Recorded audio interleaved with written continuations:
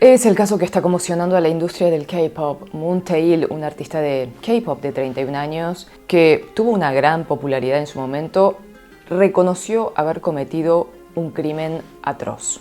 Se lo acusó de cometer una violación en grupo a una mujer.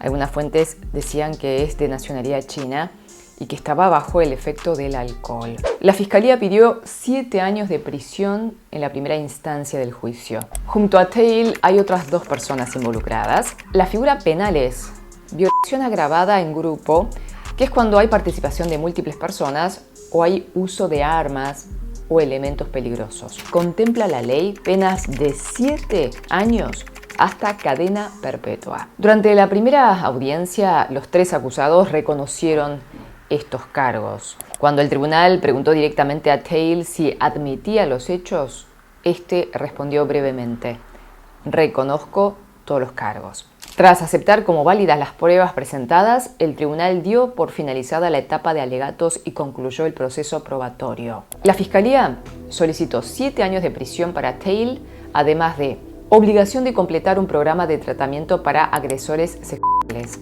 divulgación pública de su identidad, prohibición para trabajar en empleos relacionados con menores o con mujeres durante al menos 10 años. El fiscal sostuvo que la gravedad del caso es extremadamente alta y la naturaleza del delito es particularmente atroz, agregando que los acusados incluso se aseguraron de que el lugar del delito no fuera muy identificable porque la pusieron a ella en un taxi y la enviaron a otro lugar. Asimismo, señalaron que aunque los acusados presentaron un documento titulado Declaración de entrega voluntaria, tras la investigación, resulta cuestionable considerarlo como un acto genuino de entrega voluntaria bajo la ley, ya que, según el fiscal, estuvieron escapándose de la justicia por 2 meses y consideró que llevar a una desconocida, o que había conocido hace muy poquito, a la casa de uno de ellos a eso de las 2 de la mañana, no sería algo que pueda considerarse normal o casual. Dijo: resulta difícil creer que no hubo una intención premeditada. Por su parte, el abogado defensor de Tail declaró que tanto él como su cliente reconocen la gravedad del caso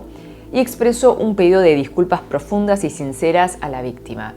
Afirmó que Tail se ha arrepentido intensamente y está consciente de la cicatriz profunda que dejó en la vida de la víctima. Además, la defensa de Tail indicó que la víctima ya ha llegado a un acuerdo y expresó su deseo de que Tail no fuera encarcelado.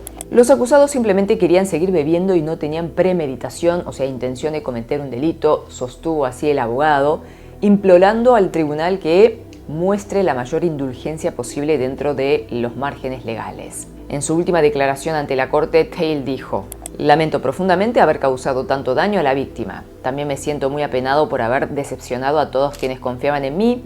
Si se me concede clemencia, viviré esta oportunidad como la última en mi vida y me esforzaré por contribuir a la sociedad en todo lo que pueda. El tribunal anunció que dará su veredicto el próximo 10 de julio a eso de las 14 horas. Los hechos que se investigan ocurrieron en junio del año pasado en Itaewon. Y poco después de esta acusación, la agencia SM Entertainment confirmaba que él salía del grupo al que pertenecía, que era NCT, y a partir de ese momento ha parado toda actividad artística. Actualmente vemos que tiene su cuenta de Instagram privado. Tremendo este caso. Y la importancia de hablar si es que en algún momento llegamos a ser víctima de este tipo de delitos. Cuídense, porque son muy valiosos y valiosas. Un fuerte abrazo.